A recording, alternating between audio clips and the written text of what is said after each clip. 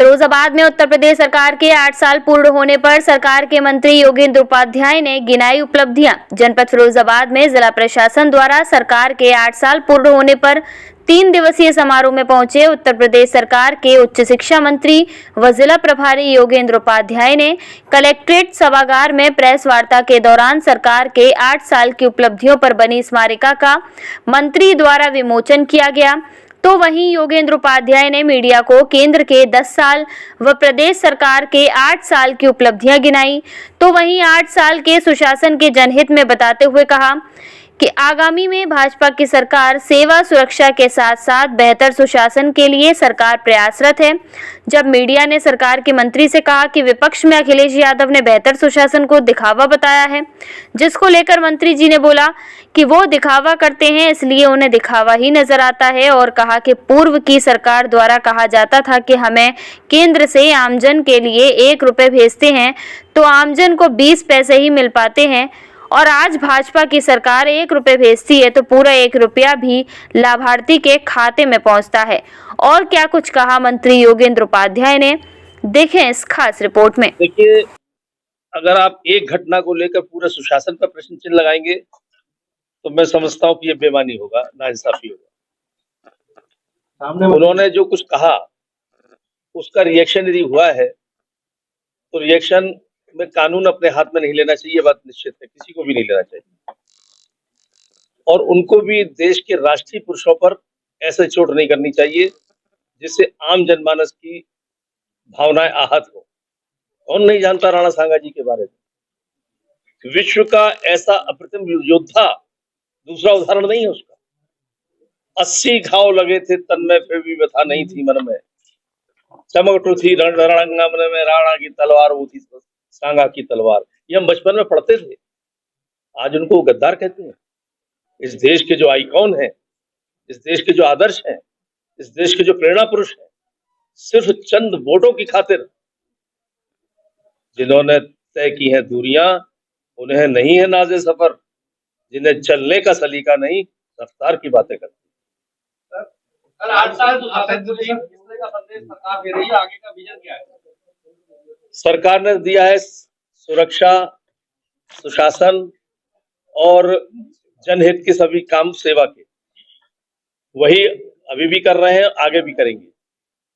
उत्तर प्रदेश का शोहरत ये हो गई है हमारे नेता की और उत्तर प्रदेश की कि आज ऑस्ट्रेलिया का प्रधानमंत्री चर्चा में, जैसा आप भी सुनते होंगे, कहता है कि काश हमारे यहाँ भी कोई योगी होता। तो ये तो हमारी उपलब्धियां हैं, अगर एक सेंटेंस में बोले। और आगे हमारी योजना है कि उत्तर प्रदेश हर क्षेत्र में नंबर 1 हो। मोदी को राष्ट्रीय सपा के राष्ट्रीय अध्यक्ष कहते हैं कि दिखावा है। सौगातें मोदी जो दी जा रही है उसको राष्ट्रीय अध्यक्ष कहते हैं दिखावा है।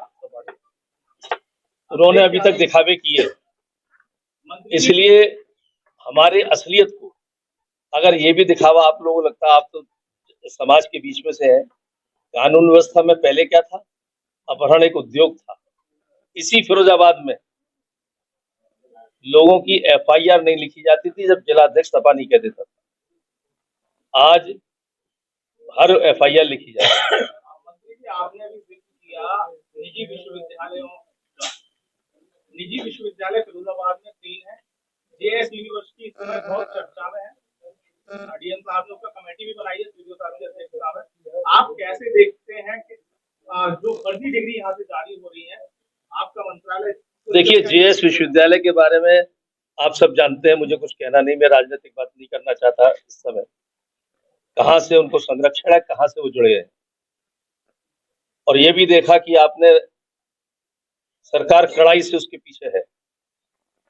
कोई गड़बड़ करने वाला बख्शा नहीं जाएगा। राजस्थान से भी कार्रवाई चल रही है जहां हमारी सरकार है, और यहाँ भी कार्रवाई चल रही है जहां हमारी सरकार है। सर, सांसद असदुद्दीन ओवैसी कहते हैं कि वक्फ बिल को लाके वक्फ की संपत्ति सरकार हड़पना चाहती है। अगर वक्फ के बारे में आपने पढ़ा हो, ये वक्फ कहाँ पर है? क्या मुझे किसी और मुस्लिम कंट्री में बता दिए वक्फ है क्या?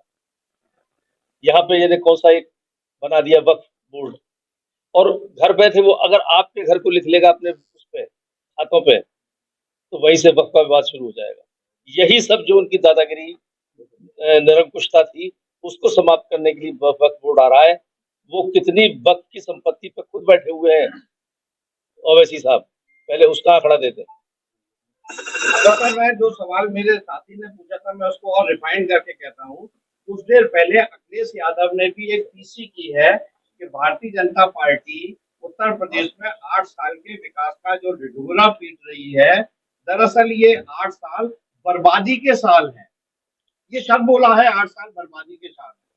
उनको इसके अलावा कोई और शब्द उनके पास है भी नहीं, क्योंकि उनकी जमीन खसकती जा रही है धीरे धीरे। जहां वो इस प्रदेश की सबसे बड़ी पार्टी थे, बसपा सबसे बड़ी पार्टी थी, हम तो तीसरे चौथे नंबर पे आते थे। आज हमारे कृतित्व ने हमको नंबर 1 पर और ऐसा कर दिया कि आने वाले 20 साल तक आसपास कोई नहीं दिखेगा। तो इनकी जमीन खसक रही है हमारे गुड गवर्नेंस से, तो यही कहेंगे और कहने को उन पर रहा क्या है। आगामी प्लानिंग क्या है आपकी? आगामी वर्षों के लिए क्या प्लानिंग है? मैंने बताया ना कि उत्तर प्रदेश को अब कहीं कहीं नंबर 2 पे, कहीं कहीं नंबर पे, हर क्षेत्र में नंबर 1 बनाना। औरंगजेब में बहुत बवाल कटा हुआ है, औरंगजेब की मजार को लेकर बहुत बवाल कटा हुआ है। देखिए, औरंगजेब इस देश का आदर्श नहीं है। जिसने अपनी लड़की को 30 साल कैद में रखा हो, जिसने अपने बाप को कैद में रखा हो, जिसने अपने बड़े भाई का सर काट के तश्ती में रखकर बाप के सामने पेश किया हो, और एक लंबी उसकी कहानियां है क्रूरता की, उसको जो महिमा मंडित करते हैं, मैं तो उन पर प्रश्न चिन्ह लगाता हूँ।